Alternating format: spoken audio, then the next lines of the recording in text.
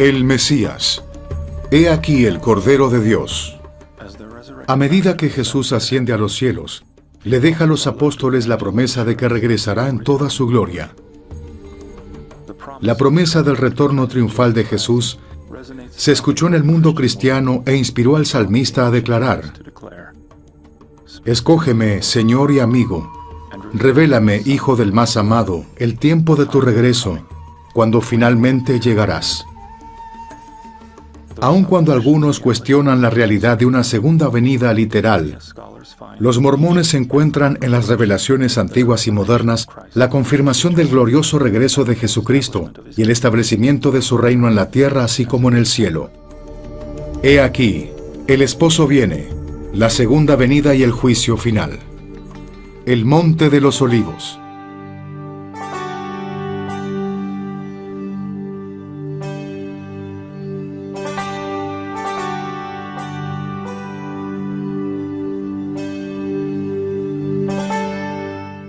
El Monte de los Olivos.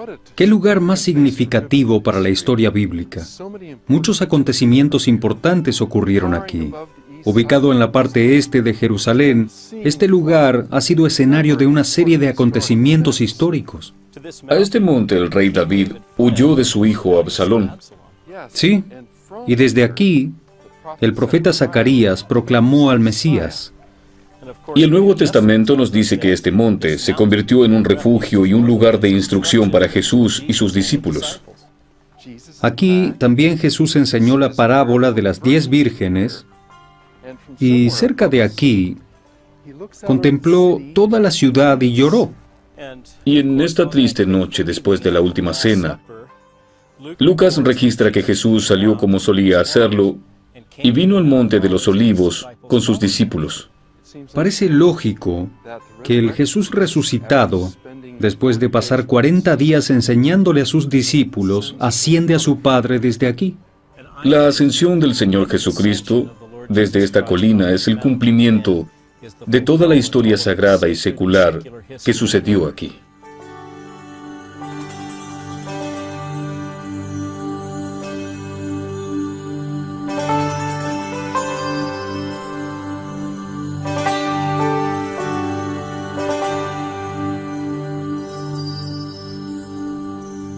La Ascensión.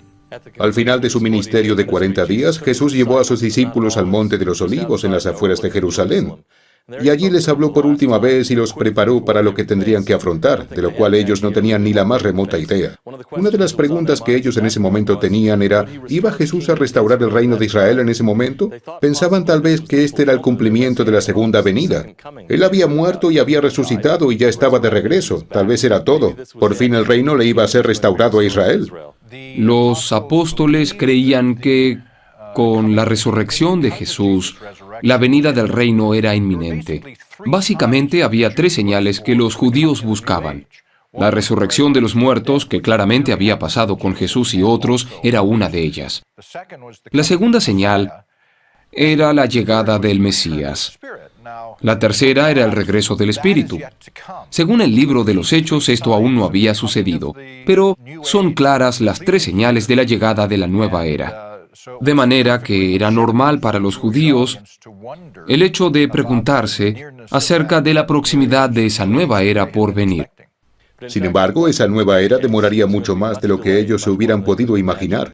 Jesús les dijo que tenían mucho por hacer y que estarían dotados de poder, que recibirían el Espíritu Santo y que predicarían el Evangelio, no solo en Jerusalén y Judea, sino en Samaria, y hasta los últimos confines de la tierra. Tenían mucho que hacer y durante 40 días de entrenamiento los había preparado. En ese momento los deja, pienso que de manera inesperada, y Él simplemente asciende al cielo. Y luego, mientras están de pie allí, 2 hombres aparecen y dicen, ¿por qué estáis mirando al cielo? Este mismo Jesús, que entre vosotros ha ascendido al cielo, así vendrá como le habéis visto ir. Esta aclaración, que tuvo que provenir de mensajeros angelicales, durante los últimos 2000 años ha creado una expectativa que ha impregnado a la Iglesia y a la comunidad cristiana, y ha creado una variedad de preguntas acerca de lo que significa el regreso de Jesús.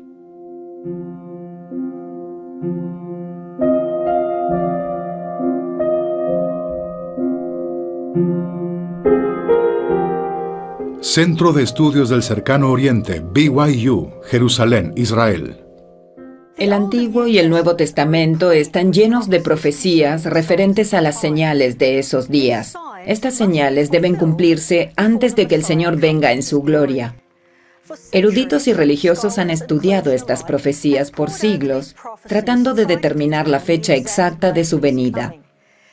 Sin embargo, al hacerlo, se ha perdido la idea de que la doctrina sugiere un plan más grande y complejo, que incluye tanto una apostasía como una restauración.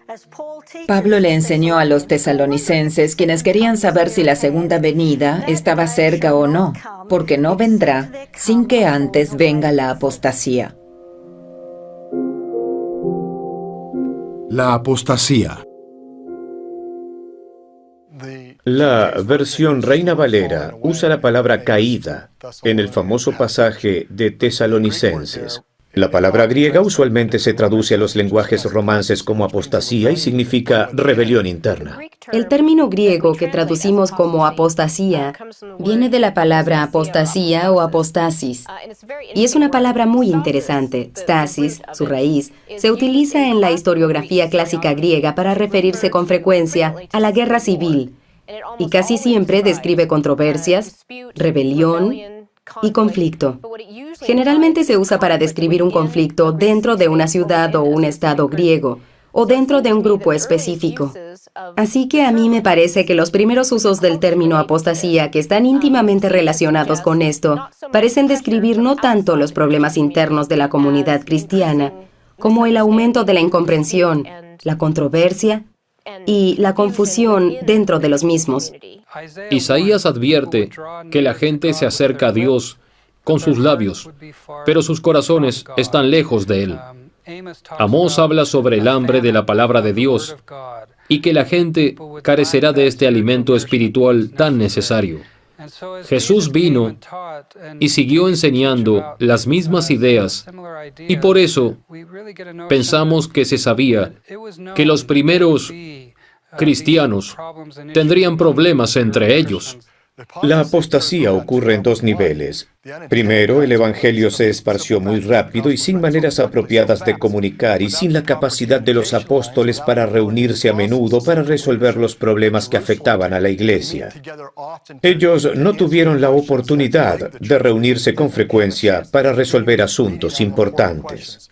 Así que la apostasía es una consecuencia natural del rápido crecimiento de una iglesia que no tiene medios de comunicación efectivos. La segunda es el hecho de que Jesús y los apóstoles profetizaron que dentro del rebaño de Dios habría aquellos que buscarían la preeminencia, autoridad y poder. Y parece que a esas personas no les importaba la autoridad y desafiaron a los apóstoles y a aquellos que tenían la autoridad y empezaron a enseñar doctrinas diferentes a las de los 12. Este problema se ve claramente en los escritos de Juan. En su segunda epístola, Juan habla de la falsa creencia que tenían algunos de los primeros cristianos, de que Jesús no vino en la carne, que solo se veía o parecía que estaba en la carne. Una enseñanza a la cual a veces nos referimos como docetismo, y dice que los que creen en esto son engañadores y anticristos. Y en la tercera epístola de Juan, también habla acerca de la autoridad, y que algunos individuos dentro de la congregación están usurpando la verdadera autoridad sin reconocer la verdadera autoridad. Hay una referencia muy interesante en una de las cartas de Juan, en la que él se dirige a los cristianos y dice que ellos no estaban dispuestos a recibirlo. En ese momento Juan era con toda certeza el apóstol mayor. Esto sin duda se ajusta a la definición de apostasía. Pero esto no es algo casual, sino un acto abierto de rebelión, y es probable que empezara como un conflicto interno. He contado 24 ocasiones en las cartas de Pablo y algunas otras que se menciona que los apóstoles acusaron a las ramas de la iglesia por cometer errores graves. Solamente una vez, estas cartas del Nuevo Testamento mencionan que la rama de los miembros acusados se arrepintió en un determinado momento. De hecho, Pablo y los otros apóstoles notaron muchas irregularidades entre los miembros. Pablo en un punto nos dice, toda Asia se ha vuelto contra mí. Con esto él quiere decir que las iglesias allá, en lo que hoy llamamos Turquía, eran congregaciones con experiencia resultado de sus primeras misiones. A menudo pasamos por alto la seriedad del problema, la clase de apostasía que ocurrió durante el primer siglo.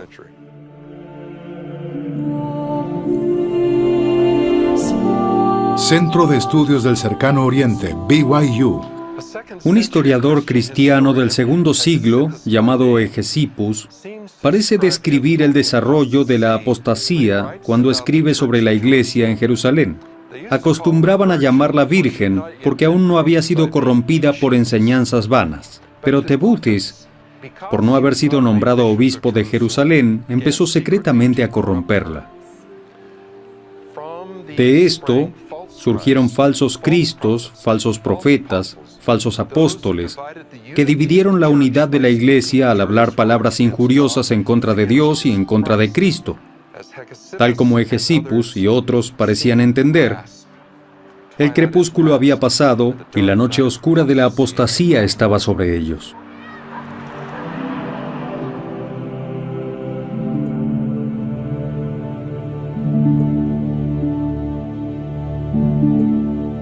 El oscurantismo.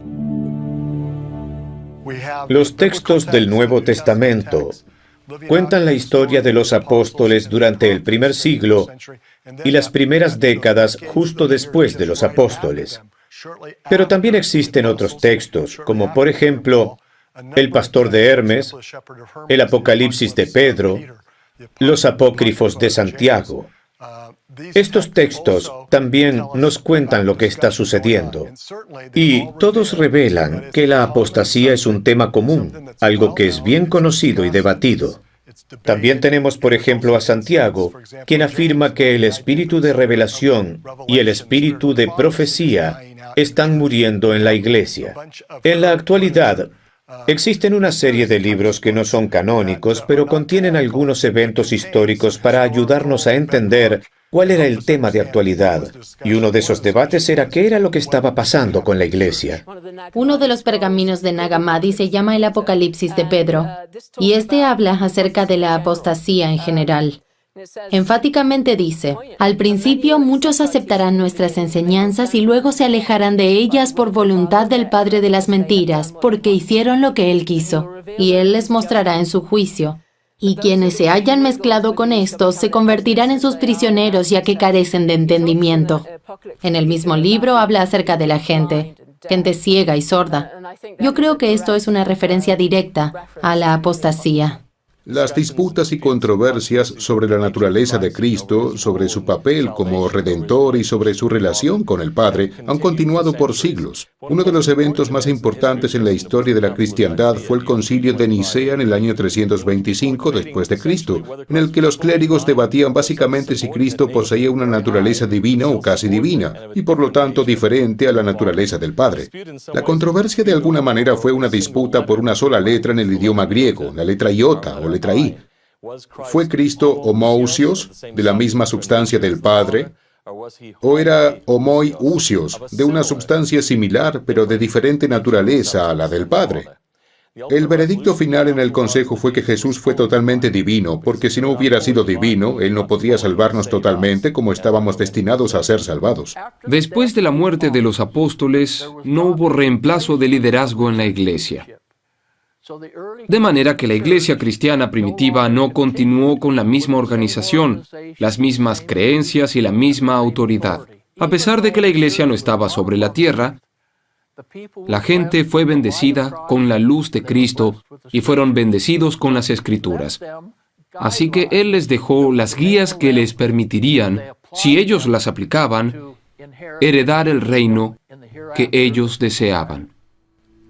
Hubo muchas almas valientes, muchos hombres y mujeres que reconocieron que la cristiandad iba por un trayecto equivocado, por un camino errado. Los esfuerzos de estos primeros reformistas, aquellos que dieron todo de sí para reformar la iglesia, para poner las escrituras en manos de gente común, para asegurarse que todos entendieran lo que Jesús estaba tratando de enseñar y las ordenanzas que él estaba tratando de establecer.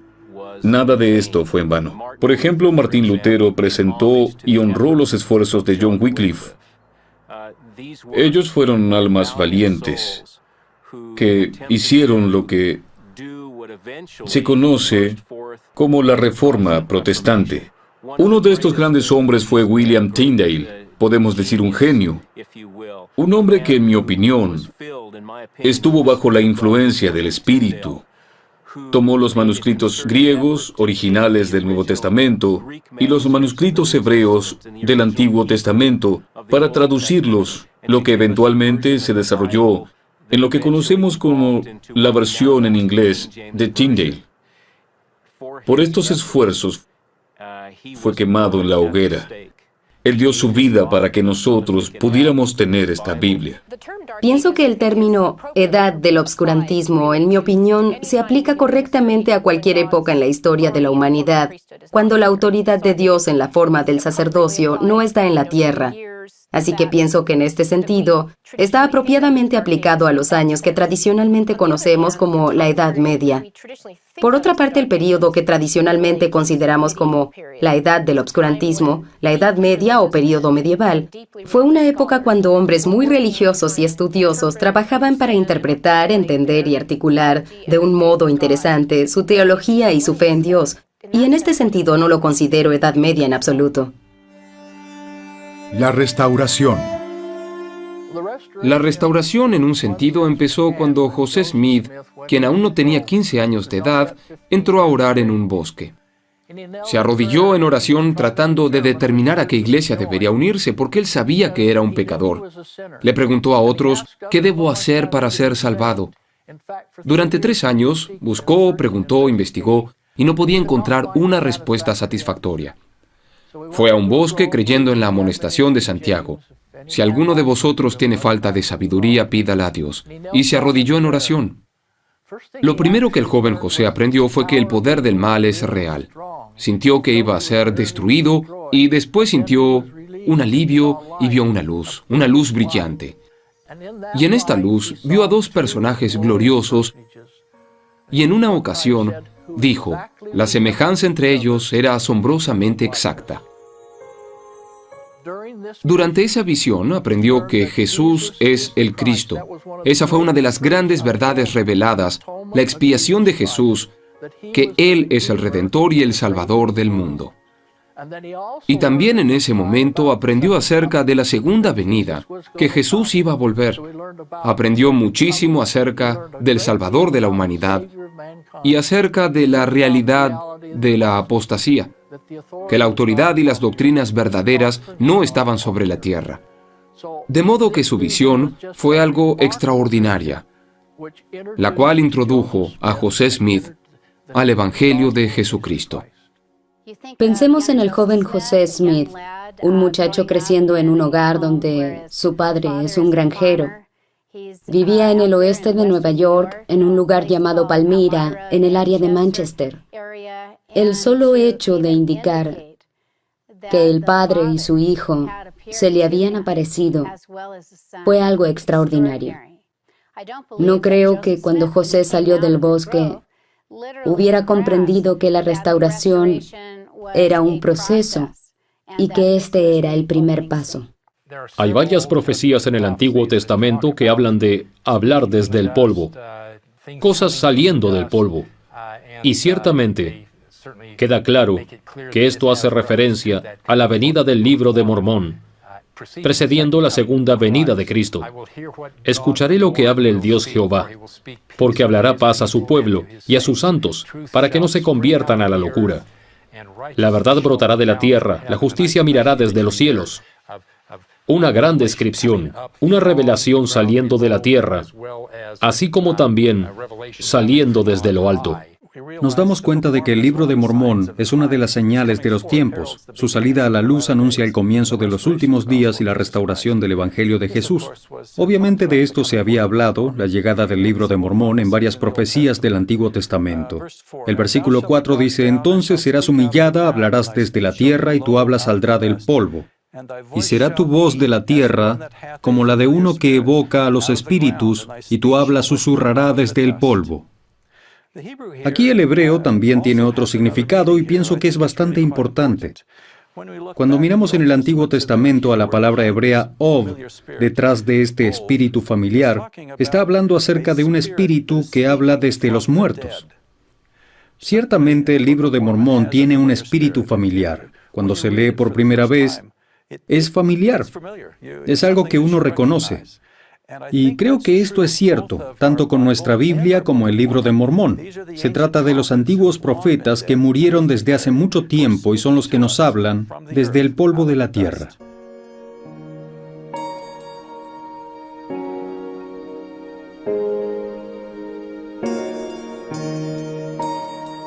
Parque Orson Hyde, Jerusalén, Israel. La importancia de las últimas palabras que Jesús habla aquí en el Monte de los Olivos a sus discípulos antes de ascender al cielo es que profetizan sobre la señal que se llevará a cabo antes de que venga en su gran gloria.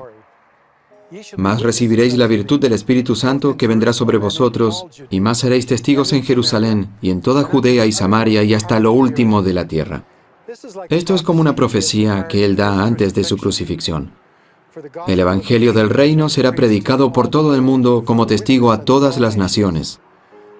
Hasta que Él no regrese otra vez, esto no sucederá.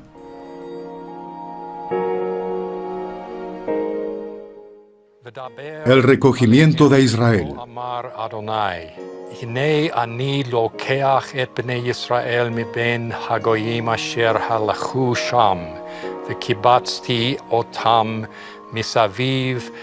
והבאתי אותם אל אדמתה, ועשיתי אותם לגוי אחד. Y les dirás: así ha dicho el Señor Jehová, he aquí yo tomo a los hijos de Israel, de entre las gentes a las cuales fueron, y los juntaré de todas partes, y los traeré a su tierra, y los haré una nación en la tierra. Llevado a cabo maravillosamente, cuando vemos el Evangelio de Jesucristo predicado por todo el mundo, usando el Libro de Mormón como una herramienta para reunir junto al esparcido Israel de todas partes del mundo. Y tú, hijo de hombre, toma ahora un palo y escribe en él para Judá y para los hijos de Israel, sus compañeros. Toma después otro palo y escribe en él, para José, palo de Efraín, y para toda la casa de Israel, sus compañeros. Júntalos luego el uno con el otro, para que sean uno solo, y serán uno solo en tu mano. Ezequiel capítulo 37, versículos 16 y 17. Ezequiel 37 es maravilloso porque profetiza acerca de la llegada del palo de Judá y el palo de José. Como santos de los últimos días, a veces pienso que leemos esta parte con un poco de simplicidad y nosotros mismos nos hacemos daño cuando hablamos a nuestros amigos cristianos y judíos con tanta simplicidad.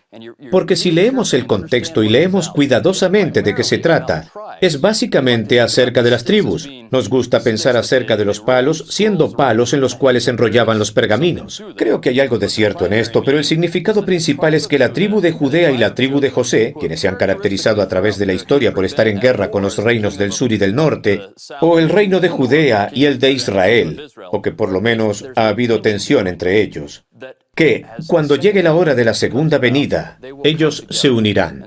Así que cuando se habla de que los palos se van a unir, él principalmente está hablando acerca de la unión de estas dos tribus. Y sin embargo, en medio de todo esto, ahí hay un gran significado. Muchas de las profecías de Isaías, Jeremías y Ezequiel pueden tener un segundo significado. El segundo significado es el instrumento que reunirá a estas dos tribus. En esa época había varios sistemas de escrituras. Podían escribir en pergamino o en esquelas. Los babilonios escribían en barro.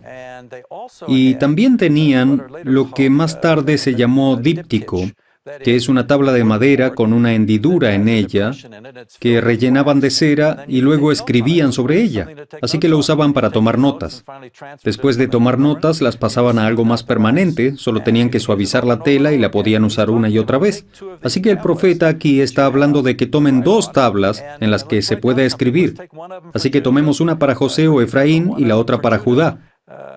Y sabemos que esto obviamente se refiere al Antiguo Testamento y probablemente al Nuevo Testamento, viniendo de la casa de Judá, y el libro de Mormón, que viene de la casa de Efraín. Esta es una maravillosa profecía que él hace aquí. Por supuesto, lo que se supone que el libro de Mormón debe hacer, continuando en el capítulo 37, supuestamente debe unir las 2 casas por medio de la doctrina correcta y el entendimiento correcto, y teniendo en cuenta quién era Jesucristo, el Mesías.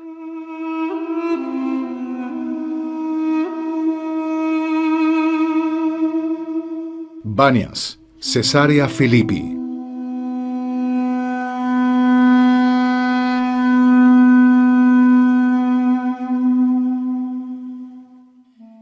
Hablando del último recogimiento de Israel, el profeta Jeremías dijo en el nombre de Dios de Israel: He aquí que yo los recogeré de todas las tierras de las cuales los eché, y los haré volver a este lugar, y los haré habitar seguros.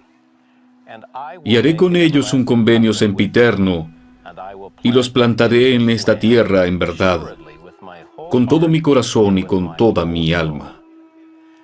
Esta profética declaración transmite la idea no solo de un encuentro espiritual, sino también de un recogimiento literal, físico, en esta tierra que hace mucho tiempo Dios le prometió a Abraham, Isaías y Jacob. Para mí, el recogimiento de Israel y cuán importante es esta promesa para el Señor remite todo el gran convenio con Abraham. En esta promesa, el Señor le dice a Abraham que por medio de sus hijos todas las familias de la tierra serán bendecidas y recibirían el Evangelio, y los que creyeran serían aceptados en ese convenio.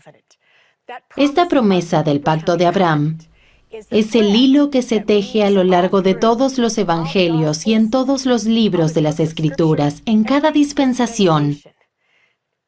Así que, una vez que sabemos que somos hijos de Abraham, que hemos entrado en este pacto, hay esta extraordinaria responsabilidad y oportunidad de la cual Jeremías profetizó, que él enviaría a los pescadores a pescar los hombres y mujeres por todo el mundo. La idea de que una vez que sabemos que somos un hijo o una hija de Abraham, tenemos la maravillosa oportunidad de salir y ayudar a otros a encontrarla. Este injerto en el árbol, Jesucristo, el árbol de la vida en el sueño de Lehi, ese injerto de venir a Cristo y ser sellados a Él, llegando a ser parte de su familia, es la promesa del recogimiento de Israel. Él no ha olvidado a sus hijos. Como Isaías habló de Él, que Él nos ha grabado en las palmas de sus manos. Él no nos olvidará, y el recogimiento es una poderosa evidencia de que ese convenio es real. Cuando vine hace años a la ciudad de Jerusalén, estaba en el proceso de reconstrucción. No se parecía a lo que es ahora. Estaba yo caminando por una de las plazas del barrio judío de Jerusalén y vi a algunos ancianos caminando con sus manos por detrás de la espalda, mujeres empujando carros de bebés y niños jugando en la plaza. Y pensé particularmente en este pasaje.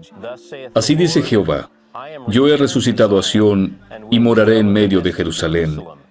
Y Jerusalén se llamará la ciudad de verdad, y al monte de Jehová de los ejércitos, monte de santidad. Así ha dicho Jehová de los ejércitos: aún han de morar ancianos y ancianas en las calles de Jerusalén, y cada cual con su bastón en la mano por la multitud de sus días, y las calles de la ciudad estarán llenas de muchachos y muchachas que jugarán en ellas.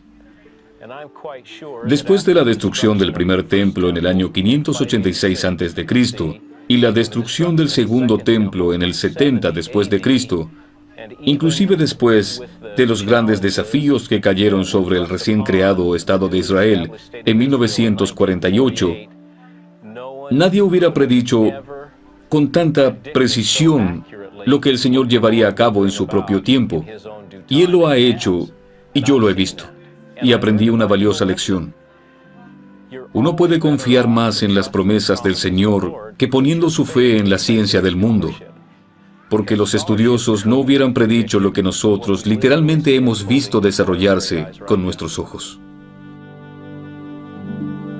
Un recogimiento espiritual. El recogimiento tiene una dimensión tanto literal como espiritual. Y ciertamente los judíos lo ven como casi siempre lo han hecho, enfocados en el recogimiento literal de aquellos que son de la casa de Israel. Es por esto que, debido a este entendimiento literal, la gente, a través de la historia, en todo el mundo se ha familiarizado con la idea de que Dios puede tener pactos con la gente en la tierra, los cuales Él cumplirá. Y entonces el resto de ellos que estarán dispersados sobre la faz de la tierra serán recogidos del este y del oeste, del sur y del norte, y llegarán al conocimiento del Señor su Dios que los ha redimido. Y el Padre me ha mandado que os dé esta tierra por herencia, hablando de otra tierra prometida y otra herencia. Luego continúa diciéndoles que como la simiente de Abraham, el Padre me ha levantado para venir a vosotros primero y me envió a bendeciros apartando a cada uno de vosotros de vuestras iniquidades, y esto porque sois los hijos del convenio. El presidente Kimball se refirió a esto cuando habló en la Ciudad de México acerca de los que vienen a Cristo. México será la tierra de su herencia, y aquellos en Suiza harán Suiza la tierra de su herencia, sugiriendo nuevamente que donde sea que se encuentre la gente de Dios, quienes han hecho el convenio, donde se construya un templo, tendremos una tierra de herencia. Tenemos un poderoso recordatorio de la presencia de Dios, donde Él enseñará, protegerá y los dirigirá a recibir la plenitud del Evangelio. El análisis final es acerca de las creencias y la fe de los individuos. Así que vemos todas las imágenes del recogimiento que finalmente llegan a este punto, que para todo ser humano, la pregunta es, ¿se arrepentirán? ¿Creerán en el Dios sagrado de Israel? Pues si así lo hacen, serán recogidos.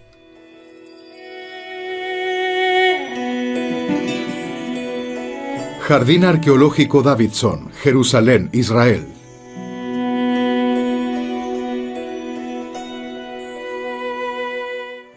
Estas puertas, ahora cerradas, en días de fiesta y horas de oración, se llenaban de fieles que entraban y salían.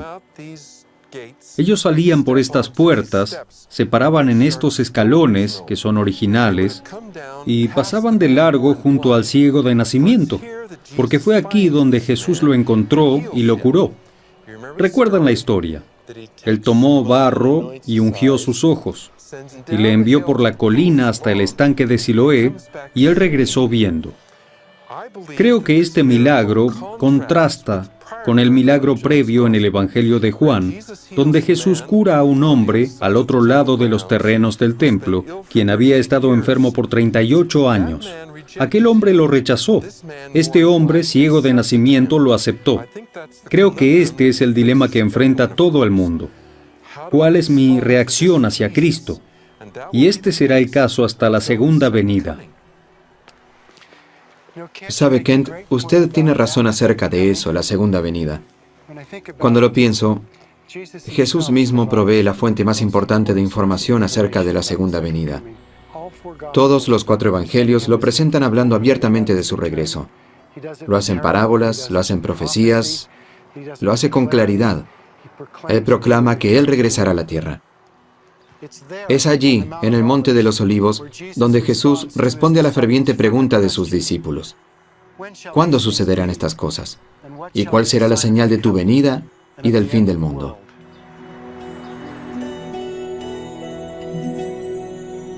Mateo 24. Mateo 24 es el relato más completo que tenemos en lo que se llama el discurso del Monte de los Olivos, donde Jesús habla a sus discípulos acerca de la destrucción de Jerusalén y su eventual regreso. Yo creo que sus discípulos necesitaban la información contenida en este discurso, medio que Cristo usó para prepararlos. Todas sus expectativas mesiánicas estaban a punto de desvanecerse. Muchos de ellos tal vez todavía estaban aferrados a la visión contemporánea, que el Mesías iba a ser un líder político y militar.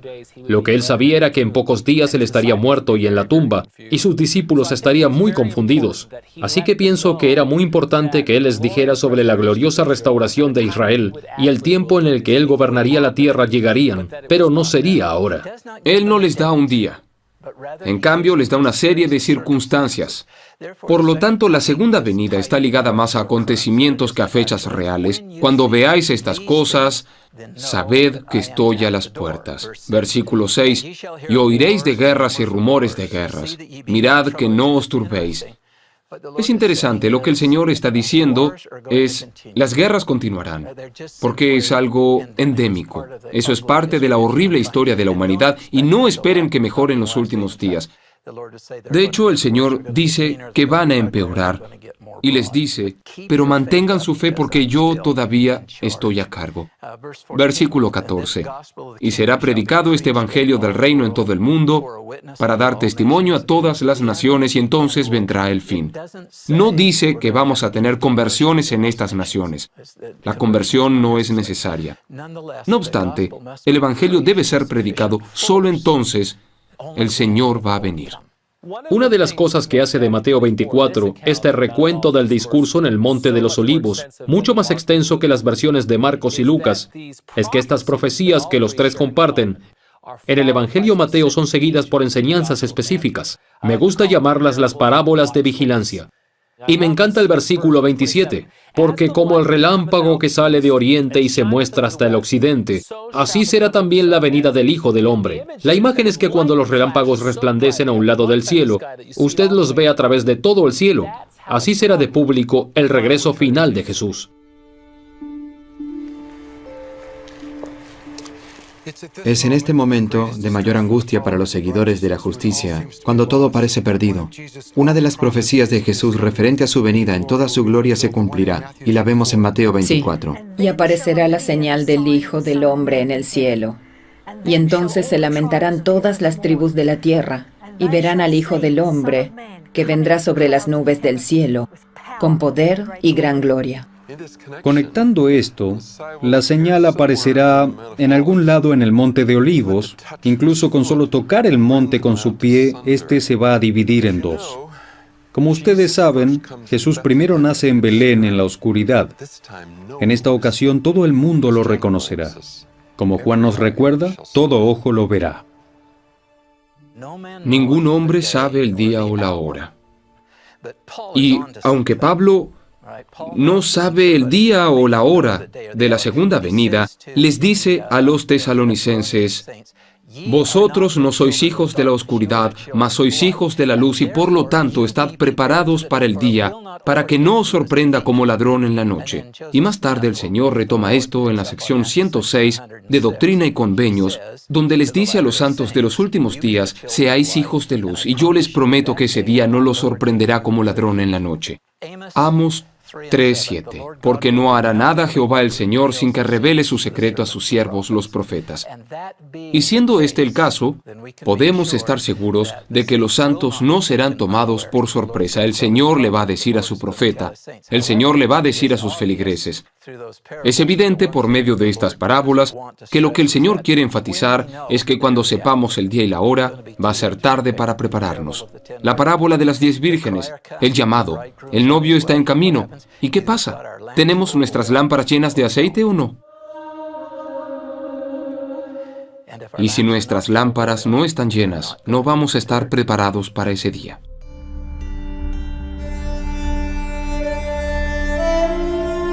Armagedón.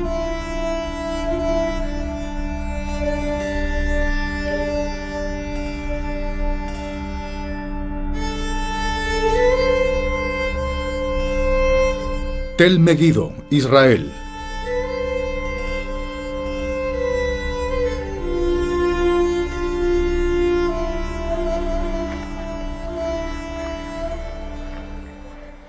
Cualquiera que estudie las señales de la segunda venida entiende que junto con la predicación del Evangelio a todas las naciones, junto con el recogimiento de Israel, también habrá una reunión de los ejércitos para pelear contra los creyentes. Las Escrituras indican que esta batalla culmina con ejércitos amontonados aquí, en el cerro de Megiddo, para la batalla del Armagedón.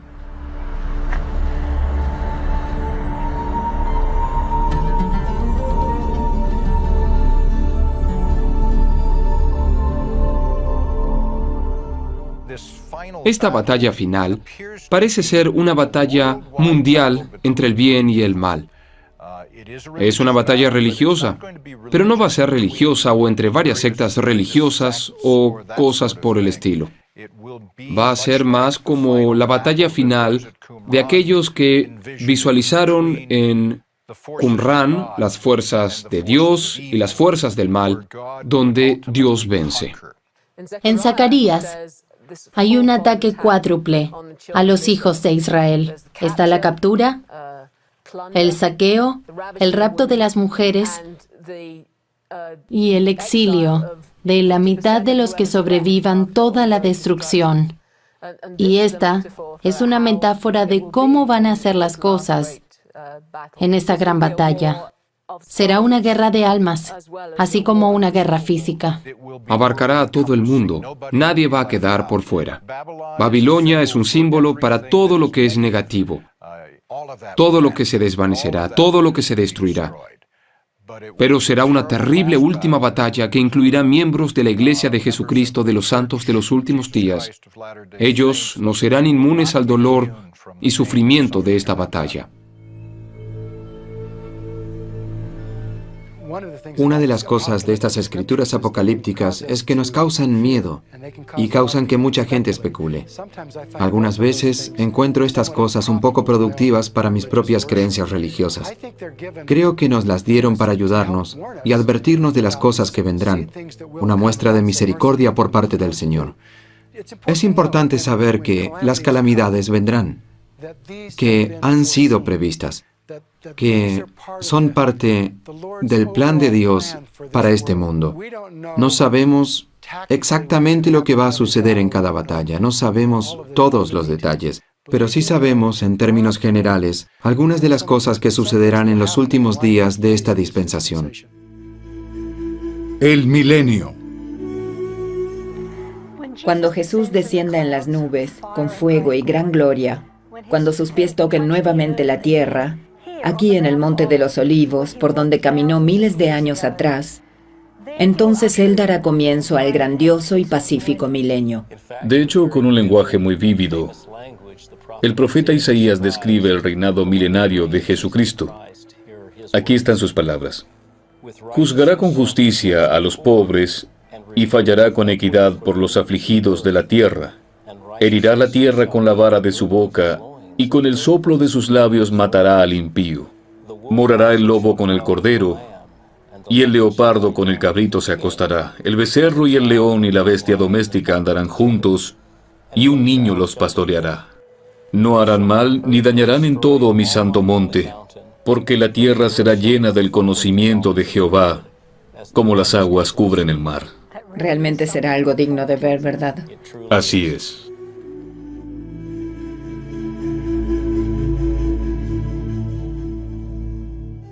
Jesús viniendo en medio de las nubes, la segunda venida del Salvador, será un evento mundial largamente esperado por los cristianos desde la muerte de Jesús.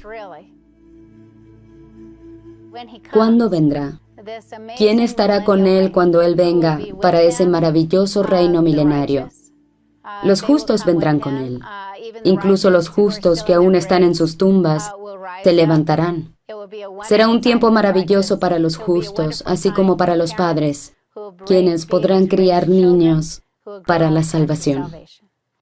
Hay una especie de simetría en cómo el Señor diseña la historia. Todo comienza en un estado paradisíaco y continuamos avanzando hacia un estado paradisíaco, solo que mucho más exaltado, porque no solo estamos volviendo al principio, estamos volviendo a algo mucho mayor. regresaremos no solo como individuos solitarios. Los esfuerzos, el trabajo del milenio, nuestro trabajo, ahora es un trabajo familiar. Es una escena donde participan generaciones para unir todas las cosas y el Señor, Cristo, le traerá al Padre el reino que es su reino de familias unidas mediante convenios. Creo que hay un sentimiento de soledad y separación en cada corazón humano, y del cual no hablamos mucho. Pero si vemos la manera en la que nos comportamos, estamos actuando para llenar esa soledad. Todos lo hacemos. ¿Me hará el dinero sentir menos vacío? ¿Hay en el mundo una persona a la que pueda amar y entonces no me volveré a sentir solo? Mis hijos, si tengo bastantes y si son lo suficientemente buenos, ¿harán que yo nunca me sienta solo otra vez? No. No. Somos animales solitarios. Esta es la naturaleza de la condición mortal, porque estamos separados de Dios. Así que cuando hablamos del final de la escena, creo que la parte inescrutable de ello será que se habrán ido, que estaremos de nuevo en su presencia y nos sentiremos completos, llenos, nos sentiremos a salvo, nos sentiremos parte de todos. Todos seremos lavados en este amor celestial de Dios y del Salvador. De esto se trata, de traer a toda la familia humana a este círculo. Creo que cuando usamos la palabra rodeados por sus brazos, somos todos nosotros juntos, toda la familia humana, que confiese su nombre y participe de esto, será reunida en el amor, de una manera en la que ahora solo podemos imaginar.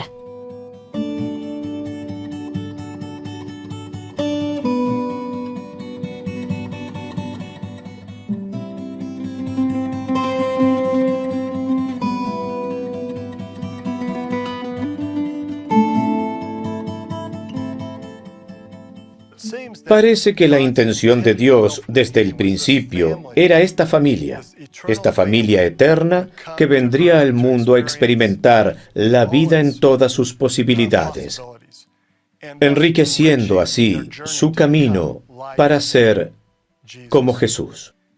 Y Jesús, como el primogénito, el Hijo por excelencia de Dios, escogió llevar a cabo la voluntad de Dios, sabiendo que al cumplir la voluntad de Dios, Él estaba logrando la inmortalidad y vida eterna de los seres humanos, tanto hombres como mujeres, todos los que nacieron, los que viven ahora y los que están por nacer. Y así como el Dios del Antiguo Testamento anunció su ley, su convenio, Él le prometió a Israel su redención. Ahora el último cumplimiento de esa promesa fue en su propio nacimiento, cuando Él vino como el Hijo de Dios, el único de Dios, el amado Hijo, y es a través de Él, a través de Jesús de Nazaret, que el verdadero amor de Dios se manifiesta.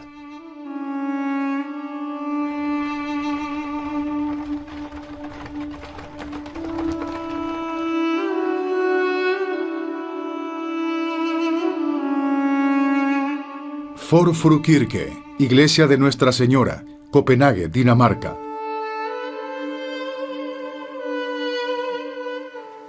Las pisadas de un hombre en el meridiano de los tiempos, aún Jesús de Nazaret, eran en realidad la continuación de los pasos dados en la infancia del universo. Antes de que se estableciera la fundación de esta, la familia de Dios puso su fe en el primogénito del Padre, como la figura central de un plan diseñado para exaltar a los hijos de Dios.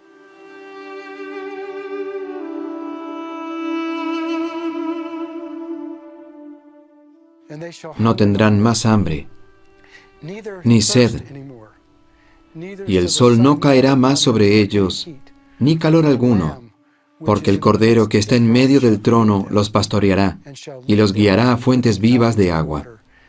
Y Dios limpiará toda lágrima de sus ojos. Sin el Salvador,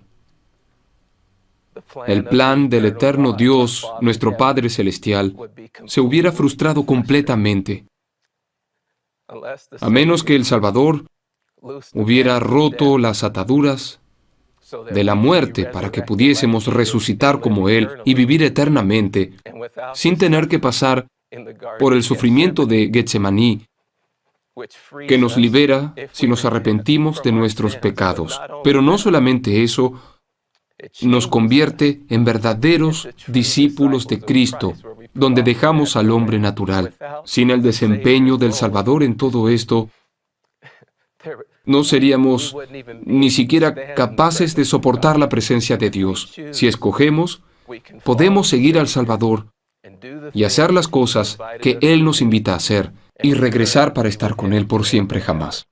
Su intención original era llevarnos de regreso como una familia. El Padre escoge a Jesús de Nazaret, su Hijo primogénito, el Señor Dios Jehová, el Dios del Antiguo Testamento, Jesús el Mesías, Jesús el Señor resucitado, para cumplir su voluntad.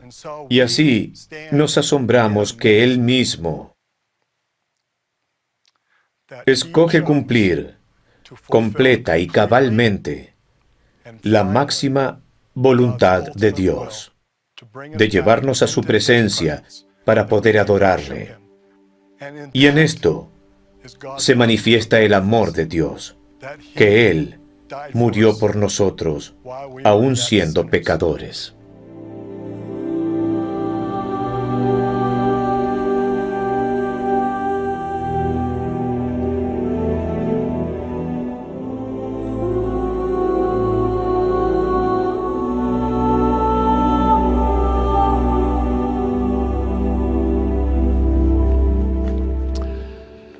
Noten que Jehová en el Antiguo Testamento, Jesús en el Nuevo, el Hijo primogénito se convierte en el primer fruto de la resurrección. Y desde que Jesús resucitado habló abiertamente de su glorioso regreso, desde entonces millones lo han estado buscando. Jesús el Cristo reinará durante un milenio de paz y conversión, al final del cual cada alma habrá recibido la oportunidad de aceptarlo o rechazarlo como el Hijo de Dios y el Salvador del mundo. Será aquí cuando Satanás y sus seguidores serán arrojados a las tinieblas y la tierra recibirá su gloria celestial. Aquí será cuando las palabras de Jesús en su oración en Galilea finalmente se cumplirán. Venga tu reino, hágase tu voluntad, así en la tierra como en el cielo.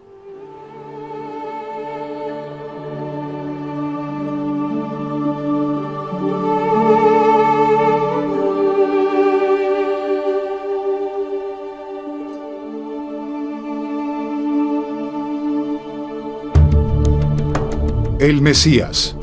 He aquí el Cordero de Dios.